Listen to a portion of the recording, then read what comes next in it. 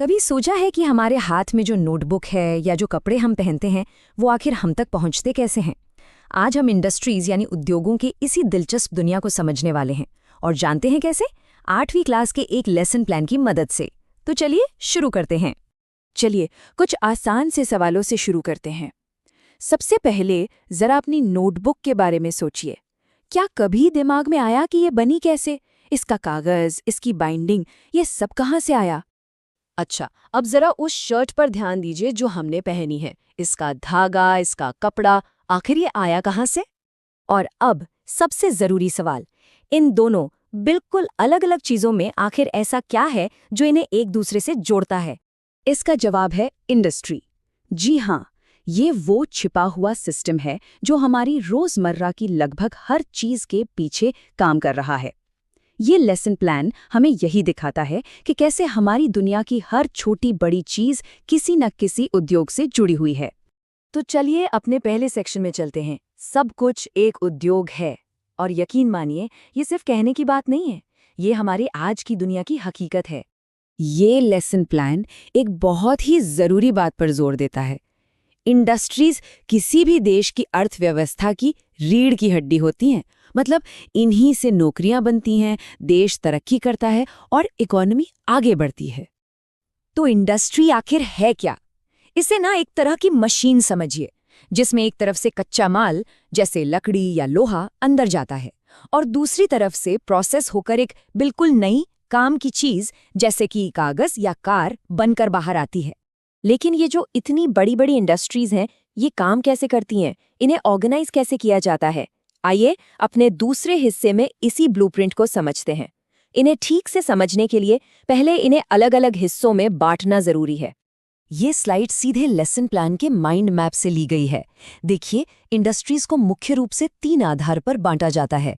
पहला, वो कच्चा माल कहाँ से लाते हैं? खेती से, खदानों से, समुद्र से या जंगलों से। दूसरा, उनका साइज क्या है, छोटे स्केल की है या बड़े स्केल की। और तीसरा, उनका मालिक कौन है। और जब ओनरशिप यानी मालिकाना हक की बात आती है तो 2 तरह के सेक्टर मेन हैं। पब्लिक सेक्टर, जिसे सरकार चलाती है, और प्राइवेट सेक्टर, जिसे कोई एक इंसान या ग्रुप ऑफ इंडिविजुअल्स चलाते हैं। और हाँ, देश की इकोनॉमी में इन दोनों का ही अपना अपना अहम रोल होता है। अब आते हैं अपने तीसरे और सबसे दिलचस्प हिस्से पर, लोकेशन की पहेली को सुलझाना। कभी सोचा है कि बड़ी बड़ी फैक्ट्रियां किसी खास जगह पर ही क्यों होती हैं? इसके पीछे एक पूरी साइंस और स्ट्रैटेजी काम करती है। जरा सोचिए, अगर किसी को एक फैक्ट्री लगानी हो तो वो उसे कहाँ लगाएगा? शहर के बीचों बीच या शहर से बहुत दूर? ये फैसला लेना इतना आसान नहीं है ना? बहुत सारी चीजों को ध्यान में रखना पड़ता है। ये स्लाइड उन्हीं जरूरी फैक्टर्स को दिखाती है। मतलब, क्या कच्चा माल आसानी से मिल जाएगा? काम करने के लिए लोग मिल जाएंगे? क्या फैक्ट्री तक आने जाने के लिए ट्रांसपोर्ट है? बिजली, जमीन, पैसा, और सबसे जरूरी, तैयार माल बेचने के लिए बाजार। ये सब मिलकर तय करते हैं कि किसी इंडस्ट्री के लिए बेस्ट लोकेशन कौन सी होगी। चलिए, अब थ्योरी बहुत हो गई। इन कॉन्सेप्ट्स को असली दुनिया के कुछ उदाहरणों से समझते हैं। तो पेश है हमारा चौथा हिस्सा, कपास से लेकर स्टील तक। एक कॉटन शर्ट के सफर को ही देख लीजिए। शुरुआत होती है खेत से आई कच्ची कपास से। ये हुआ इनपुट। फिर उस कपास की धुनाई, कताई, भुनाई, रंगाई और सिलाई होती है।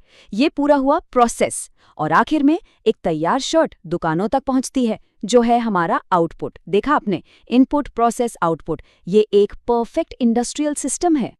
अब एक और जरूरी प्रोसेस को समझते हैं, स्मेल्टिंग यानी प्रगलन। इसे यूं समझिए कि पत्थर के अंदर से खजाना निकाला जा रहा हो। इसमें अयस्क यानी कच्ची धातु वाले पत्थर को बहुत ज्यादा तापमान पर पिघलाया जाता है ताकि उसमें से शुद्ध धातु अलग हो जाए। स्टील जैसी भारी इंडस्ट्रीज के लिए ये एक बहुत ही जरूरी कदम है।